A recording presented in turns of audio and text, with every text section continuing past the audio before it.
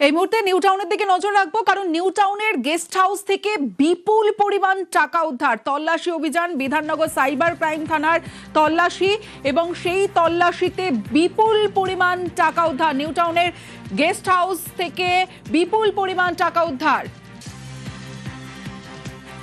আমার সঙ্গে আমার প্রতিনিধি অনুপ রয়েছে, কথা বলবো অনুপের সঙ্গে।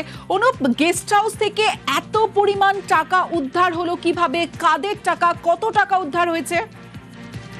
সেটাই কিন্তু ক্ষতি দেখছে একদিকে বিধাননগর সাইবার ক্রাইম থানার পুলিশ, অন্যদিকে বিধাননগর গোয়েন্দা শাখার পুলিশের পক্ষ থেকে। কারণ নিউ টাউনের একটি গেস্ট হাউস, সেই গেস্ট হাউসের কাছে কিন্তু দেখা যাচ্ছিল দুজন ভিন রাজ্যের বাসিন্দা তারা থাকছিল, এবং গোপন সূত্র খবর পায়। তার পরবর্তী ক্ষেত্রে একদিকে বিধাননগর সাইবার ক্রাইম থানা, অন্যদিকে গোয়েন্দা শাখার পুলিশ তারা যৌথভাবে হানা দেয়, এবং সেখান থেকেই দেখা যাচ্ছে এখনো পর্যন্ত বিপুল পরিমাণ কিন্তু সেখানে টাকা উদ্ধার হয়েছে বলে এমনটাই খবর। ইতিমধ্যে সাইবার প্রতারণার সঙ্গে বেশ কিছু যোগসূত্র পাচ্ছে, এবং এই দুই ভিন রাজ্যের বাসিন্দার সঙ্গে, এবং সেই মামলায় যখন হানা দেয় তার পরবর্তী ক্ষেত্রে লক্ষ্য করা যায় যে বন্ধ যে গেস্ট হাউস, সেই গেস্ট হাউসে দুজন তারা থাকছিলেন বহুদিন ধরে, এবং সেখানেই বিপুল পরিমাণ টাকা রয়েছে। যদিও টাকা ইতিমধ্যেই কত পরিমাণ রয়েছে সেটা কিন্তু পুলিশের পক্ষ থেকে স্পষ্ট করা হচ্ছে না, তার কারণ ব্যাংকের আধিকারিক তাদেরকে খবর দেওয়া হচ্ছে, এবং সেখানে বিপুল পরিমাণ টাকা কি উদ্দেশ্য রাখা হয়েছিল এবং সাইবার প্রতারণা মামলার সঙ্গে দুজন ব্যক্তির যোগসূত্র পাওয়া যাচ্ছে, এবং গোটা বিষয় কিন্তু ইতিমধ্যেই বারবার পুলিশের পক্ষ থেকে খতিয়ে দেখা হচ্ছে।